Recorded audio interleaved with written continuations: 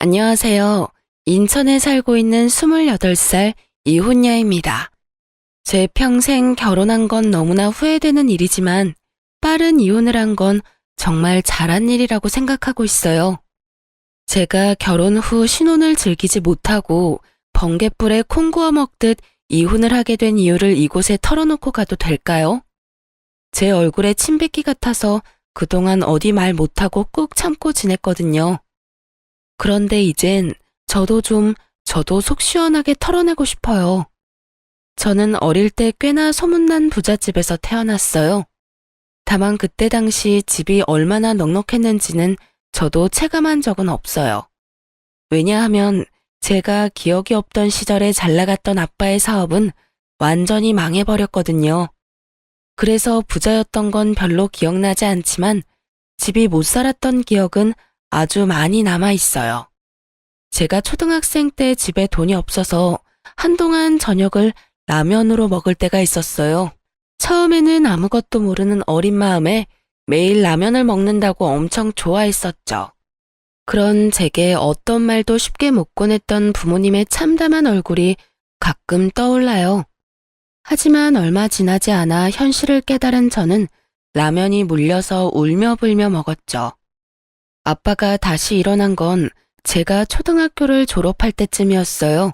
정말 이러다 온 가족이 죽나 싶을 때 아빠는 다시 재기에 성공하셨죠. 덕분에 저는 지금까지 부족함 없이 넉넉한 환경에서 자랄 수 있었어요.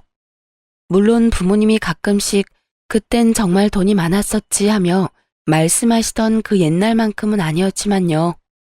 다행히 현재까지도 저와 부모님은 경제적으로 여유롭게 지내고 있어요. 남편과 결혼을 했던 건 성격이 잘 맞아서였어요. 다들 사랑해서 결혼을 하지만 결국 시간이 지나면 부부는 서로에게 가장 친한 친구가 된다는 말을 들은 적 있거든요. 그래서 저도 남편감을 찾을 때 평생 함께 즐겁게 지낼 친구 찾듯이 찾았어요. 남편은 제가 만나본 사람들 중에 가장 저랑 성격이 잘 맞는 사람이었어요. 처음부터 너무 잘 맞아서 저희의 연애는 사랑과 우정이 모두 있는 특별한 관계 같았죠. 입맛 잘 맞고 성격까지 잘 맞으니 연애할 때도 딱히 싸울 일이 없더라고요. 서로 만나면서 억지로 상대방에게 맞추는 게 은근히 고역이잖아요. 그래서인지 저는 자연스럽게 이 남자랑 결혼하면 좋겠다 생각했던 것 같아요. 하지만 입맛 비슷하고 성격 잘 맞는 것도 연애 때나 좋았죠. 결혼하고부터는 입맛, 성격보다 훨씬 중요한 게 있다는 걸 깨달았어요. 살아보니 그건 어디까지나 저희 둘의 이야기더라고요. 시어머니와 시누이와 함께 사계절을 겪은 게 아니었으니 결혼하고 무척 당황스러운 일이 많이 생겼어요. 자기야, 우리 엄마 참 고생 많이 하셨어. 그런 만큼 좀 억척스러운 면도 있는데 그런 부분들은 마음 넓은 자기가 좀 이해해줬으면 해. 대신 나도 장모님이랑 장인어른께 정말 잘할게. 남편은 유독 자기 엄마 이야기만 나오면 감정이 과잉되는 듯 했어요. 시모 이야기를 꺼낼 때면 항상 눈물을 글썽였죠. 가끔 좀 과하다 생각한 적도 있지만 저는 완전히 이해 안 되는 것도 아니었어요. 시모가 초등학생 때부터 혼자 힘으로 남편과 시누를 키우셨다 하더라고요. 남편의 아버지는 남편이 어렸을 때 가게에 빚만 잔뜩 남기고 도망갔대요. 시모가 대단한 건 그 빚을 갚으며 더 이상 추가로 빚내지 않은 거예요. 빚을 자식들에게 대물림하지 않고 자기 선에서 끝내려고 했던 거죠. 결국 시모는 악착같이 일해서 빚도 다 갚았고 남매 둘 다 대학까지 보냈어요. 물론 저희 집도 어려울 때가 있었지만 저희 집은 부모님 두 분이 의기투합해서 이겨낸 거였거든요. 그러니 저는 홀로 가정을 지킨 시모가 너무나 대단해 보였던 거죠. 그래서 결혼 후 시모의 억척스러움도 웬만하면 이해하려고 노력했어요. 그리고 저희 집이 힘들었던 날들이 자꾸만 떠올라서 시모에게 더 살뜰히 잘했죠. 제가 뭘 바라고 한 건 아니었지만 시모는 자주 툴툴거리는 사람이었어요. 어머님, 요즘 입맛 통 없으시다면서요? 제가 맛집 찾아놨는데 주말에 시간 내주세요. 참나, 그건 또 어떻게 알았냐? 그이한테 들었죠. 시간 괜찮으시죠? 그럼 맛집은 됐고, 나 토요일에 너네 집에 놀러 가도 되냐? 나 며느리가 해주는 밥 한번 먹어보고 싶어서 그래. 네, 좋아요. 어떤 거 드시고 싶으세요? 뭣도 모르고 저는 흔쾌히 알겠다고 했는데 시모는 집에 도착하자마자 잔소리를 늘어놨어요. 냉장고 안을 검사하듯 여기저기 뒤지면서요. 어머, 먹을 게 통 없네. 네? 저 어머님 오신다고 해서 미리 장 봤어요. 지금 먹을 거 말고 말이야. 너희 평소에 먹는 것들 말이다. 아, 저희 그때그때 먹을 만큼씩만 사고 있어서요. 요즘 사람들 인터넷에서 장 보던데 너도 혹시 그러니? 아무래도 그렇죠, 어머님. 저희는 보통 그렇게 장 봐요. 둘 다 회사 다니니까 아무래도 그게 쉽고 편하더라고요. 그리고 마트보다 소량으로 파는 것들도 많아요. 아니, 인터넷이랑 마트 말고 재래시장에서 장을 봐야지. 그래야 물건도 좋고 가격도 훨씬 저렴하지. 아, 사돈이 그런 건 안 가르쳐주니? 에이구 정말. 살면서 무슨 변수가 언제 어떻게 생길지 누가 알아? 날 봐라. 남편 도망가서 평생을 이 고생했잖냐. 물론 내 아들은 지 아빠 말고 날 쏙 빼닮아서 그럴 일은 없다만 너 나중에 애 낳고 키우다 보면 언제 회사 그만둘지도 모르고. 이렇게 둘 다 벌고 있을 때 미리미리 절약해라. 알았냐? 네, 그럴게요. 어머, 너 내 말 그냥 듣고 흘리는 거냐? 대충 대답하지 말고 지금 내 말 새겨들어라. 네, 알겠어요. 매번 그렇게는 못해도 되도록이면 시장 가보도록 할게요. 매번 그렇게는 못한다니. 지금부터 물건 사는 습관을 잘 들여야지. 너 그렇게 뭐든 쉽게 사는 버릇하면 되겠어? 그 순간은 제가 무조건 시모 말에 넙죽 엎드려야 시모의 잔소리가 끝날 것 같았어요. 하지만 저는 무조건 오케이 하지는 않았답니다. 지금 당장 회피하자고 수긍했다가 미래에 제가 더 고생할 것 같았거든요. 그래서 저는 은근히 시모에게 반항을 했어요. 그럼 어머님, 이렇게 하는 건 어떨까요? 아무래도 제가 남편보다 주간에 일하는 시간이 많아요. 주말까지 일이 생기는 경우도 허다하고요. 그래서 그동안 대부분 집안 마트나 인터넷으로 장 봤는데 어머님이 재래시장 가라고 하심 대부분 장은 남편이 볼 것 같아요. 그래도 괜찮겠죠? 뭐? 그게 무슨 말도 안 되는 소리냐? 저희는 맞벌이니까 살림을 제가 다 전담할 수는 없어요, 어머님. 그래도 그이가 어머님한테 보고 배운 게 있으니까 저보다는 물건도 잘 볼 것 같긴 해요. 오히려 잘 된 거 아닌가요? 시모는 예상하지 못한 제 말에 잠시 벙찌더라고요. 응? 그래? 그래 뭐 장 보는 것쯤은 너희 알아서 해라. 그래도 꼭 시간 나면 내 아들 시키지 말고 네가 직접 재래시장 가보고 그래. 평생 인터넷에서 장 볼 거 아닌 말이다. 네, 어머님, 그렇게 할게요. 시모는 괜한 아들 고생시키는 것 같아 마음에 안 드는 눈치긴 했지만 그 이후로 시장에서 장 보라는 소리는 쏙 들어가더군요. 만날 때마다 여러 잔소리를 늘어놓던 시모는 비록 다정한 성격은 아니었지만요. 그렇다고 며느리가 말 안 듣는다고 주구장창 괴롭힐 사람으로는 또 안 보였어요. 본인이 납득할 만하면 웬만해서는 그냥 넘어가더라고요. 그래서 저도 큰 불만 가지지 않으려 했죠. 하지만 시간이 지날수록 가만히 있으면 호구라는 말이 떠올랐어요. 남편과 시댁 때문에 저와 친정 식구들이 호구가 되는 느낌이 강하게 들었거든요. 처음에 저희 부모님은 양가 집안이 차이가 좀 나니까 남편과의 결혼을 조금 반대하셨어요. 저희도 물론 어려웠던 적 있었지만 저희 집이 겪은 아픔과 시댁의 아픔은 좀 다르니까요. 아빠는 살아온 결이 집안끼리 비슷해야 좀 더 제 결혼 생활이 순탄하지 않을까 고민하셨어요. 큰 반대보다는 걱정과 우려라는 표현이 더 어울리겠네요. 그랬던 저희 부모님도 막상 싹싹한 성격에 제게 잘하는 남편을 만나보고는 좋은 사람 같다며 결혼을 허락하셨죠. 그런데 결혼 후 신우이의 행동을 보고 저희 엄마 아빠는 많이 불편해하셨어요. 상견례 때는 참하고 조용하더니 결혼하자마자 신우가 본색을 드러내더라고요. 오죽했으면 속상한 저희 아빠 입에서 이런 말이 나왔어요. 내가 끝까지 이 결혼 반대할 걸 그랬다. 다름 아니라 결혼하고 처음으로 양가 모여서 식사하는 자리를 가졌는데 철없는 시누이가 설쳐서 분위기가 완전히 엉망이 됐거든요. 곧 30대를 앞두고 있는 시누이는 집안에서 사고뭉치 같은 존재였어요. 신우가 고등학생 때 갑자기 메이크업 하고 싶다고 해서 시모는 뼈 빠지게 일한 돈 신우에게 아낌없이 지원을 해줬다고 합니다. 그 당시 미용 재료값, 학원비까지 돈이 은근히 많이 들었대요. 그래도 신우가 각종 미용 자격증 따고 전문대까지는 갔다 합니다. 그런데 실습 나가서 고작 몇 개월 일해놓고 힘들다면서 졸업도 포기하고 그동안 배운 것들 다 때려치웠다더라고요. 그러고는 쭉 집에 틀어박혀 백수로 살았고요. 그 나이 먹도록 남편과 시모에게 기생한 거죠. 그러다 겨우 1년 전쯤 보험 설계사로 취직한 거예요. 저는 그 사정을 뒤늦게 남편에게 들은 터라 속으로 당황할 수밖에 없었죠. 진작 알았다면 신우 때문에 남편과의 결혼을 보류했을지도 모르겠네요.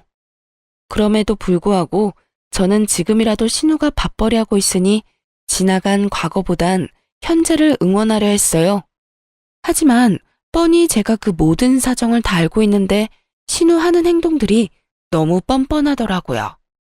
새언니, 다시 한번 진심으로 결혼 축하해요.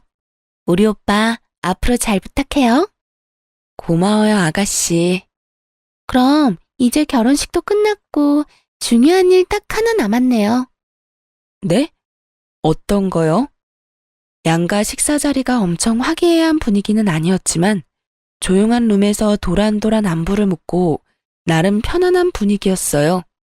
신우가 보험 팔겠다고 나서기 전까지는요. 보험이요? 그래도 제가 설계사인데 다들 점검해야죠. 새언니랑 사돈 어르신들 보험 이제 내가 다 관리하려고요. 이제 우리 한 가족이잖아요. 새언니 주민번호는 나중에 받으면 되고 사돈 어르신들은 직접 이렇게 뵐 기회가 자주 없으니까 지금 주민번호 좀 불러주시겠어요? 사돈 처녀, 아니 그게 갑자기 무슨 말이지? 당황해서 말까지 더듬는 저희 엄마의 말은 가뿐히 무시하는 신우였어요. 아니다. 그냥 새언니가 주민번호 전부 나한테 톡으로 보내요. 사돈 어르신, 걱정 마세요. 제가 다 알아서 할게요. 이제라도 부족한 보험 추가하고 필요 없는 보험은 정리해야죠. 그때 일식집이었는데 죽을 먹고 차례로 음식 나오려는 찰나였어요.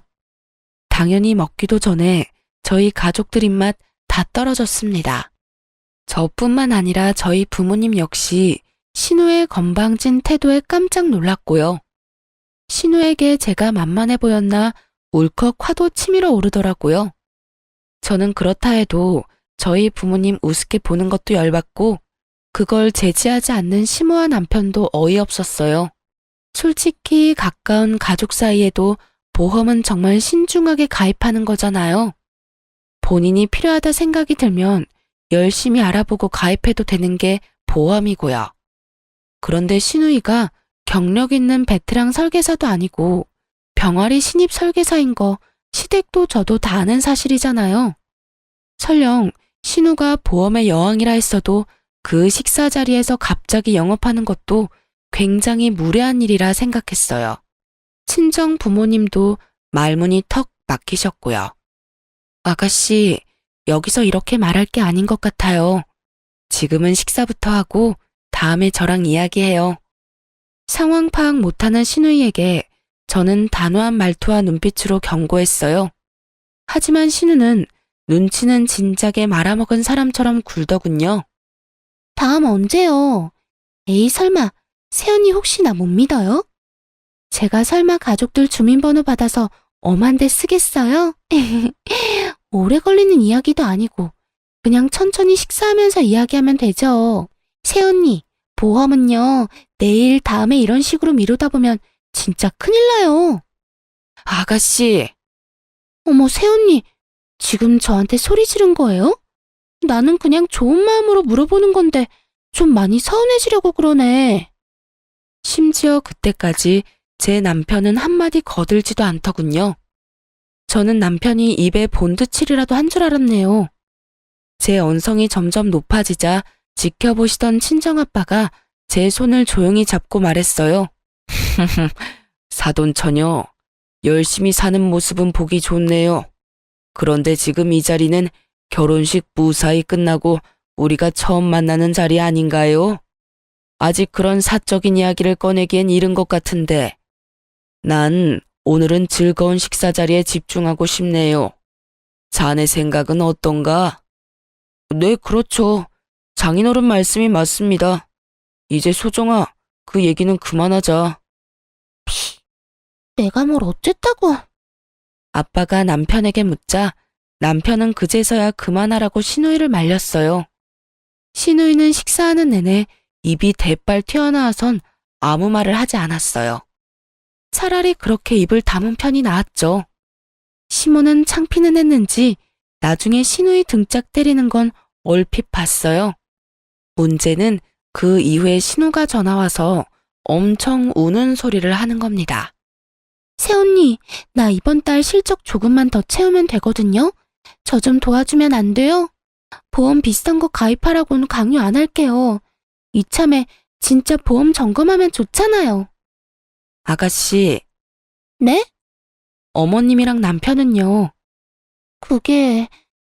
아가씨한테 보험 들었어요? 엄마랑 오빠는 어떤 보험 들지 아직 고민 중이에요. 어머님이랑 오빠 가입하면 그때 저도 생각해 볼게요. 너무해요, 진짜. 너무한 건 아가씨죠. 적어도 아가씨 가족인 어머님이랑 오빠는 설득해야 저도 믿음이 갈 거 아니에요. 저는 신우에게 시모랑 남편부터 가입시키고 오라고 했어요. 고집 세고 짠순이인 시모가 아무리 자기 딸이라고 해도 1년 된 설계사한테 덥석 보험을 새로 들 리가 없다는 걸 짐작했거든요.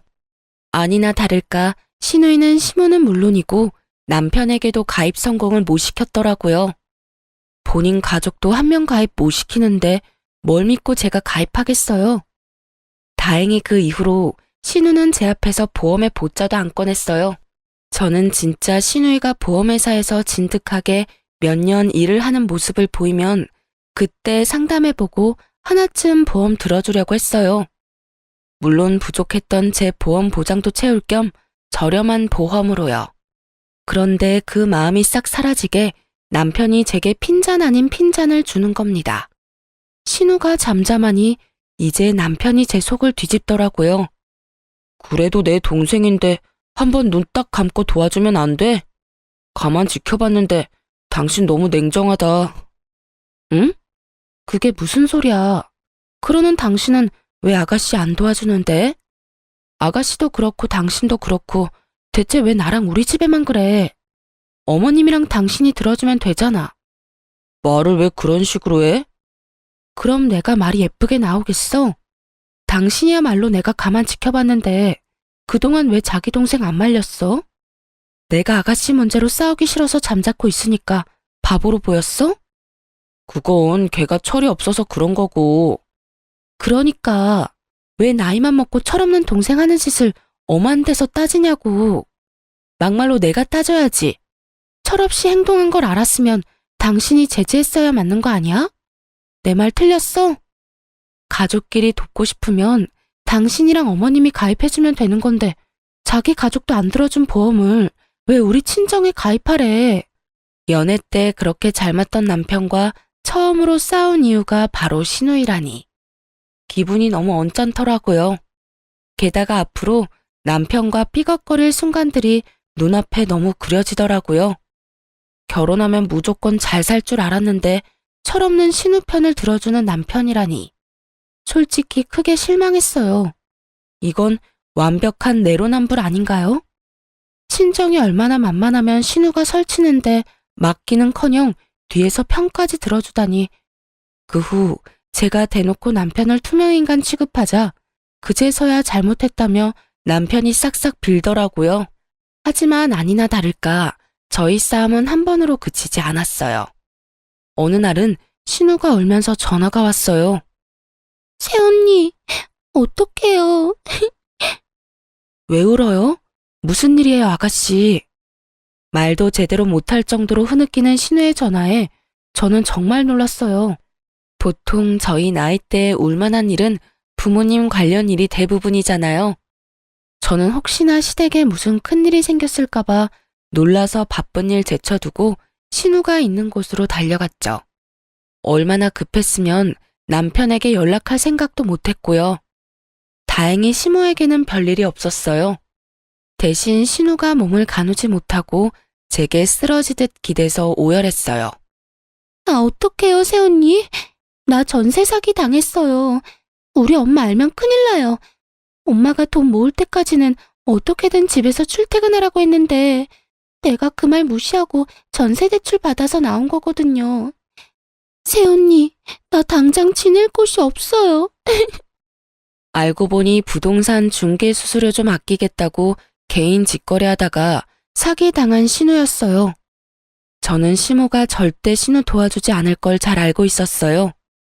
시모 성격에 아무리 본인 딸이라도 멍청하게 사기당한 거 알면 분명 온 집안이 난리 날 게 뻔했죠. 시모가 돈에 엄청 예민했거든요. 당장 오갈 곳 없어진 신우는 저희 집에 며칠 지냈어요. 여보, 내 동생 챙겨줘서 정말 고마워. 이렇게 계속 지내는 건 아무래도 불편하니까 당신이 아가씨 월세 보증금 빌려주는 건 어때? 어? 난 지금도 괜찮은데? 뭐? 어차피 우리 방 하나 남잖아. 그러지 말고 그냥 동생한테 월세 받는 건 어때? 난 싫어. 여기 우리 신혼집이야. 자기 신혼 뜻 몰라? 근데 자기가 쟤 여기까지 데리고 온 거잖아. 그건 아가씨가 당장 갈 곳 없다고 하고 그때는 상태가 많이 안 좋았으니까. 아, 몰라. 당신이 해결해. 그래도 내가 오빠인데 어떻게 나가라고 그래? 그리고 제가 나한테 보증금 받아가서 갚겠어? 차라리 방 하나 내주고 월세 받고 말지. 당신 정말 무책임하다.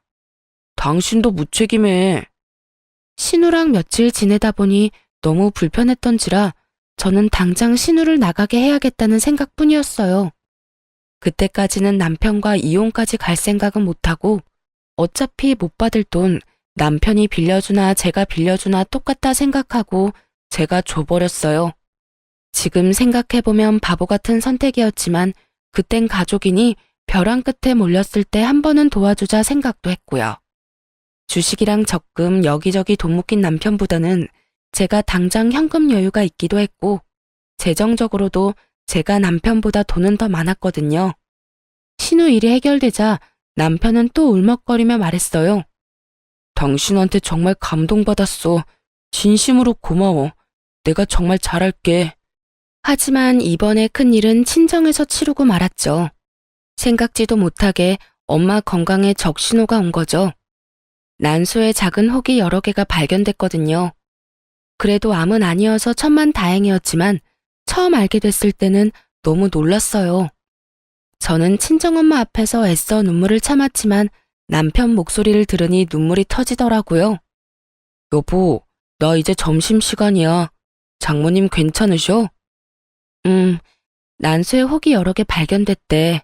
처음에 암인 줄 알고 얼마나 놀랐는지 몰라. 아, 여보, 너무 걱정하지 마. 내가 있잖아. 그 순간에는 그냥 목소리만 듣는데도 든든하더라고요.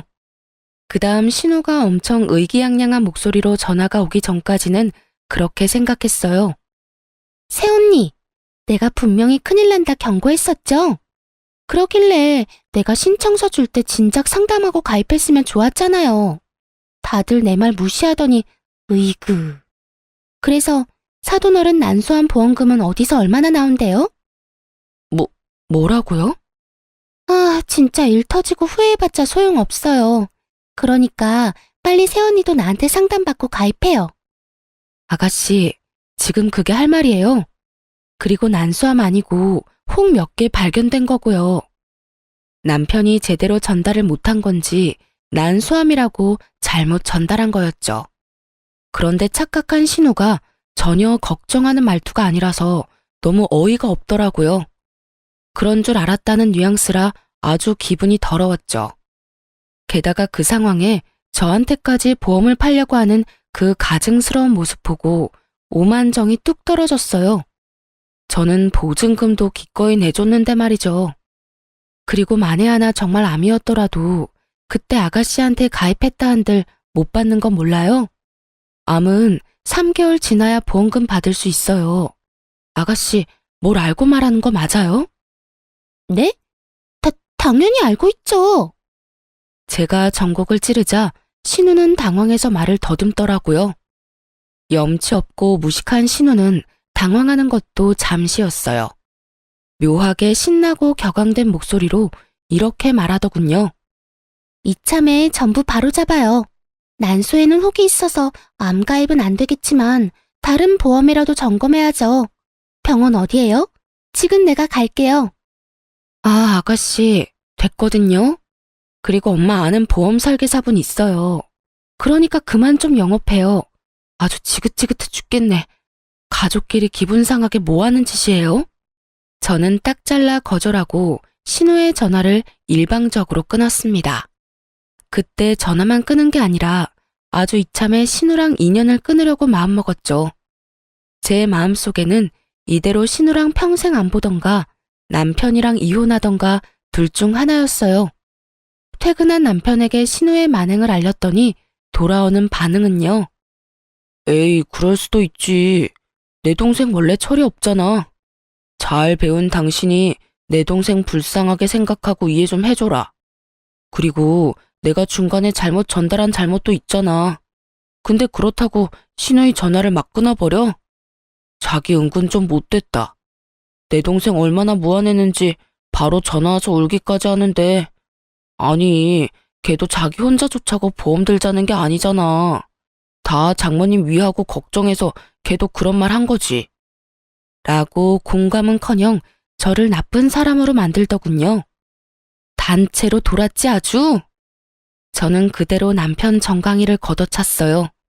자기 동생 철없는 거 알면 나한테 사과를 해도 모자랄 판이잖아요. 그런데 동생 운다고 저한테 와서 따지고 드는 꼴이라니. 남편이 아니라 원수가 따로 없었어요. 그렇게 여동생 끼고 돌 거면 그냥 결혼 안 하고 평생 자기 동생이랑 살면 좋잖아요. 아이, 이게 뭐 하는 짓이야? 이혼해. 이혼하자고, 이 나쁜 인간아. 넌 네 불쌍한 동생이랑 평생 살아. 이혼이라니. 에이, 내가 잘못했어, 여보. 화 풀어. 붙잡는 남편 두고 집을 나왔는데 기막힌 타이밍으로 시모가 밖에서 저녁 먹자고 전화가 오더군요. 할 말이 있다고요. 저는 이혼 선언하기에 딱 알맞은 기회라 생각하고 시댁을 갔어요. 그런데 그 자리에 신우가 같이 앉아 있더라고요. 왔어요, 새언니? 아가씨가 있는 줄은 몰랐네요. 신우는 시모 눈치를 슬금슬금 보더니 제게 미안하다고 사과를 하더라고요. 시모도 딸 잘못 키워서 미안하다며 신우 등짝을 때리더군요. 솔직한 심정으로 시모까지 미안하다며 고개를 떨어뜨리는데 일을 너무 크게 만드는 것 같아 마음이 참 복잡하더라고요. 그런데 시모가 뜻밖의 말을 꺼내더군요. 저기, 내가 1억 3천이 당장 필요한데 말이야. 동진이한테 먼저 말할까, 너한테 먼저 말할까 많이 고민했어. 내가 이자 쳐서 확실히 갚을 테니까 한 번만 시어미 사정 좀 봐줄래? 네? 어머님, 갑자기 그 큰돈이 왜 필요하세요? 시모가 신우이처럼 철없고 정신 나간 사람이 아니라고 생각해서 그 큰돈이 어디에 필요한지 궁금은 하더라고요.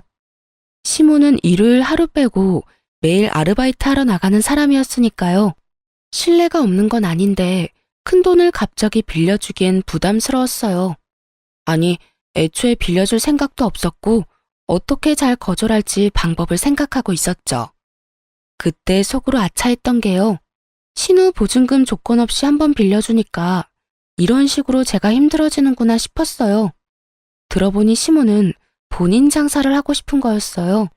좋은 기회로 딱 1억 3천이면 보증금도 권리금도 해결할 수 있다더라고요. 시모는 반찬 가게에서 일했는데 손맛이 꽤 좋아서 그 동네 사람들이 알아주는 거 저도 알고 있었어요. 만약에 제가 가게 보증금 빌려줘도 시모가 쓰는 게 아니라 돈이 묶이는 거니까 몇 년 후 제게 다시 돌아오겠지 생각은 했어요. 그래도 결혼한 지 얼마 안 돼서 부부 사이에 잡음이 나오는 와중에 남편 집안에 그 큰 돈을 빌려주고 싶지 않았어요. 장황한 설명에도 제가 긍정의 말이 없자 시모는 삐친 얼굴로 말없이 식사만 했어요. 저는 중간에 화장실로 도망가 남편에게 당장 오라고 했죠. 남편과 통화를 끝내고 화장실에서 나왔는데 그 넓은 고깃집이 시끄럽도록 둘이 하하호호 웃으며 난리가 났더라고요. 아까는 분위기가 무겁게 고기만 먹더니 무슨 대화를 저렇게 하나 싶어서 가까운 테이블에 잠시 앉아 둘이 나누는 대화를 집중해서 듣기 시작했죠. 그런데 저는 정말 기절할 뻔했네요. 이씨, 세연이 별 반응도 없고 뭐야. 통이 커서 한 번에 알겠다 할 줄 알았는데. 다 너 때문이지, 이 기집애야. 아, 그만 좀 때려. 나도 먹고 살려고 그랬다 뭐. 그러게, 오빠랑 엄마가 보험 좀 가입해줬으면 좀 좋아. 시끄러. 정신 못 차리고 있어. 근데 엄마, 오늘 고깃값은 누가 결제해? 설마 새언니가 우리 보고 계산하라는 건 아니겠지? 예, 그럼 우리가 돈 빌리는 입장인데 계산 안 할 수도 없잖냐. 넌 그러니까 무슨 생각으로 이 비싼 고깃집으로 온 거야? 오랜만에 소고기 먹고 싶었단 말이야. 새언니 진짜 짜증나. 저번에는 500만 원 바로 입금해주더니. 그래도 착하잖냐. 아주 퍽하면 속아. 저러다 엄한 데 가서 사기라도 당할까 걱정될 만큼. 그래, 뭐 좀 답답해도 착한 건 인정. 덕분에 전세 사기 당했다고 거짓말하고 원룸 보증금까지 건졌잖아. 근데 엄마, 새언니 말이야. 나 월세도 가끔 내달라고 부탁하면 내줄 것 같지 않아? 어머. 그럼 네가 우는 소리 종종 해봐. 너 그런 거 잘하잖냐? 제발 똑똑하게 굴어. 보험 팔 생각만 하지 말고. 이제 우리 집 든든한 금고 생겨서 얼마나 다행이야. 엄마, 가게 보증금 얼마랬지? 약속한 대로 5천은 나 주는 거다. 너 허튼 곳에 쓰면 정말 죽어. 듣다가 알게 됐는데 시모는 제게 큰 돈 빌려서 보증금 내고 자기 딸이랑 본인 종잣돈 만들 생각이었나 봐요. 애초에 돈 빌리고 갚을 생각도 없어 보였고요. 몇십만 원씩 갚다가 안 갚으면 그만이라는 말까지 들었거든요. 저는 다 들었지만 아무것도 못 들은 척 태연하게 굴었어요. 분하지만 흥분해서 어버버 따지고 싶진 않았거든요.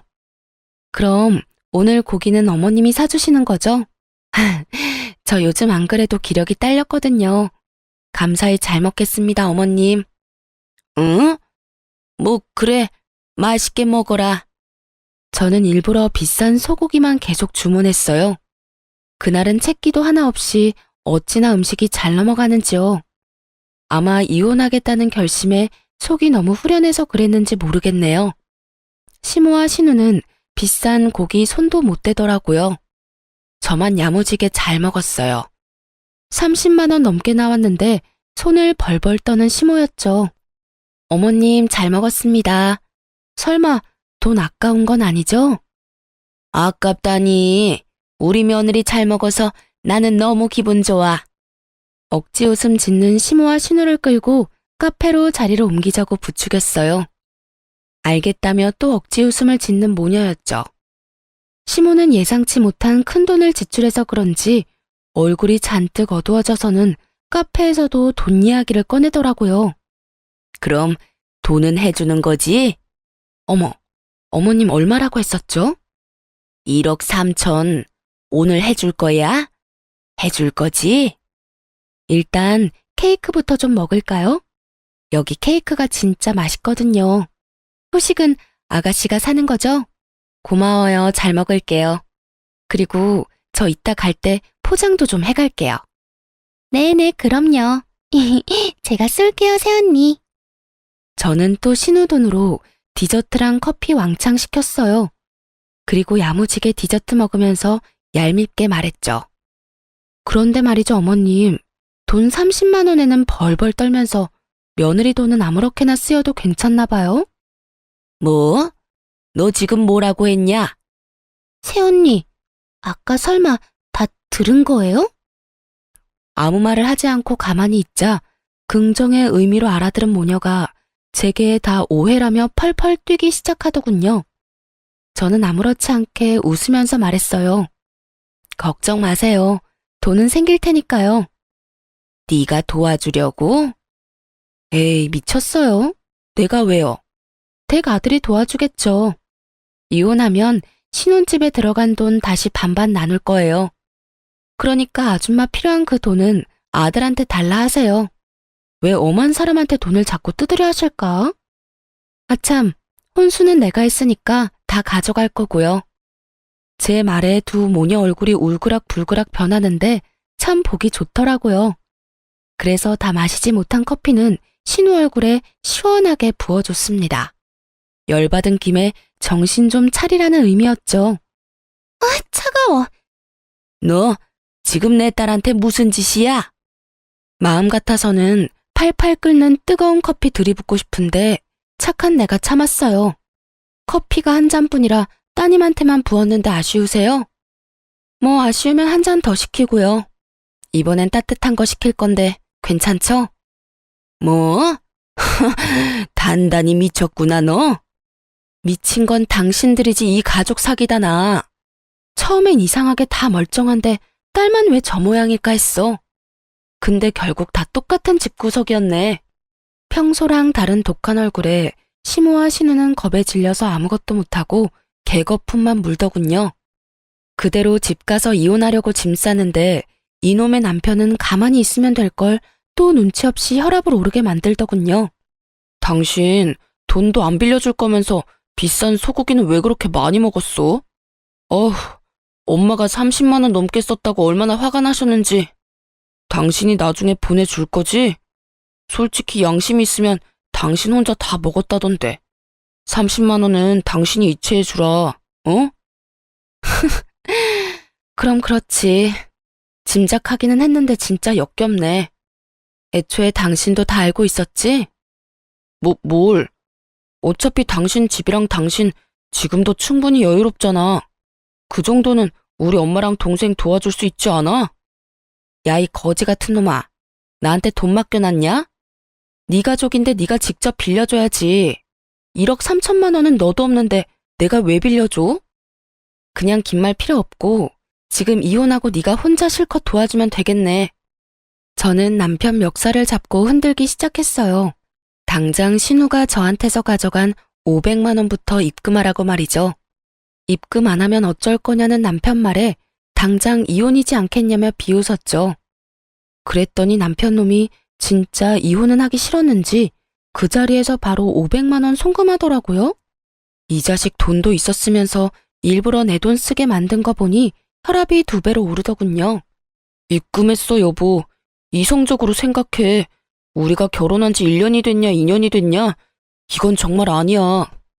그래, 이건 정말 아니지. 입금만 확인하고 남편놈 싸대기를 아주 풀스윙으로 날려버렸어요. 30만 원 고기를 먹어서 그런가 청량한 짝 소리에 제 마음도 다 시원해지더라고요. 끝까지 내 편은 없다는 생각에 많이 우울하더라고요. 친정에 와서야 눈물이 펑펑 쏟아지는 거 있죠. 부모님께 엉엉 울며 자초지종 설명했는데 속상해하실 줄 알았는데 오히려 빨리 알아채고 이혼하는 게 어디냐고 엄마가 기뻐하시더라고요. 아이고, 조상님이 도우셨다. 이제라도 알아차린 게 어디야. 그런 사기꾼들한테 큰돈 안 뜯기고 지금이라도 이혼하는 게 천만다행이다. 그래서인지 저도 한 번 울고 정신이 번쩍 들더라고요. 얼른 이혼해서 내 인생의 오점을 지우고 싶은 마음뿐이었죠.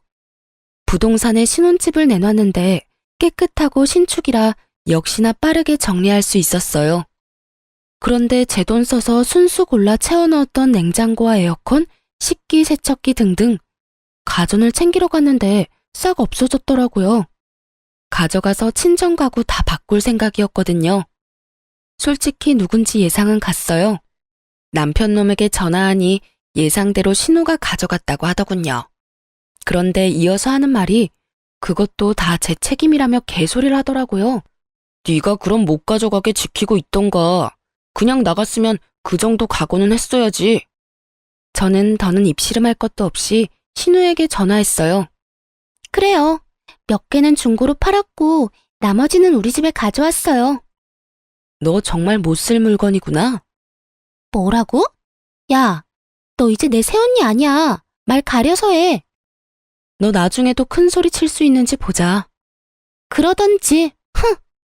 어차피 신우한테 준 500만 원은 이미 받은 상태라 상대하기 싫었는데 이놈의 인간들이 하나같이 절 가만두질 않더라고요. 제 소유의 가구를 다 훔쳐갔는데 적반하장으로 성을 내니 법대로 하자 싶었죠. 원래는 조용히 합의 이혼하려고 했는데 소송 이혼으로 바꾸고 신우도 절도죄로 신고했습니다. 본인이 직접 가져갔다고 시인하는 통화 내역도 있고 아파트 CCTV도 찍혀 있었거든요. 예상치 못한 소송에 겁이 난 인간들이 겁도 없이 친정에 찾아와선 제 앞에서 단체로 무릎을 꿇더라고요. 여보, 이건 냉장고 판돈이야. 도로 돌려줄게. 그러니까 고소 취하 좀 해줘. 그래, 끝날 때는 끝나더라도 이렇게 진흙탕 싸움 만들지는 말아야지. 세탁기랑 건조기도 도로 가져가. 우리 집에 그대로 있어. 참나. 애초에 진흙탕 싸움 시작한 게 누군데요. 그리고 냉장고 200만 원 넘게 주고 산 신형인데 겨우 100만 원 언저리네? 똑바로 값 치러야지. 마음대로 똥값에 팔아놓고 뭐 하는 거야 진짜? 이미 경찰에 신고했고 그 집에 들어간 물건들도 다시 쓰고 싶지 않네요. 법대로 하면 되니까 이렇게 찾아오지들 마세요. 결국 남편은 울분을 터뜨리더라고요. 처음엔 저를 원망하더니 뒤늦게 상황 파악을 똑바로 한 남편놈이 시모와 신우에게 개거품을 물더라고요. 둘 다 내 인생 이렇게 망치니까 좋아? 좋냐고. 그냥 평범하게 잘 살 수 있었는데 그런 남편에게 저희 부모님이 말씀하셨죠. 다 잘못들은 했지만 남편인 자네가 다 알면서도 눈 감은 건 문제 아니던가? 장인어른, 그렇게 부르지 말게. 이혼한 사이에 장인이라니 내 집에서 다들 당장 썩 꺼져. 잘못했어요. 저는 정말 억울해요. 바짓가랑이 붙잡고 애원하는데 가증스럽기만 했어요. 자기 엄마랑 동생이 부인 기만할 때 가만히 있었으면서 뭐가 그리 억울할까요? 저는 이혼 소송은 그대로 진행했고 신우도 경찰에 넘겼어요. 겁 없이 혼수를 훔쳐간 건 잘못이지만 나름 선심 써서 제 값만 내놓으면 합의해주려 했거든요. 그런데 갑자기 제게 만나자 하더니 마지막에 먹은 소고기 값 대략 30만 원이랑 카페에서 쓴 돈까지 40만 원을 달라고 하더라고요. 정말 끝까지 눈치도 염치도 없는 족속들이었어요. 계산은 똑바로 해주실 거죠? 계산을 똑바로 하면 여기 날 부르면 안 됐지. 너 정말 내가 합의 안 하면 어쩌려고 이러니? 네? 그 정도 멍청함은 병 아니니? 감히 네가 나한테 돈을 요구할 수 있다고 생각해? 정신 못 차려? 잘못했어요. 제가 생각이 짧았어요, 언니. 정말 멍청한 건 답도 없구나. 괜히 성질 도두게 했다가 잘못했다고 싹싹 비는 꼴이라니. 그 이후에 저는 혼수값 전부 다 되돌려받고 합의는 해줬어요.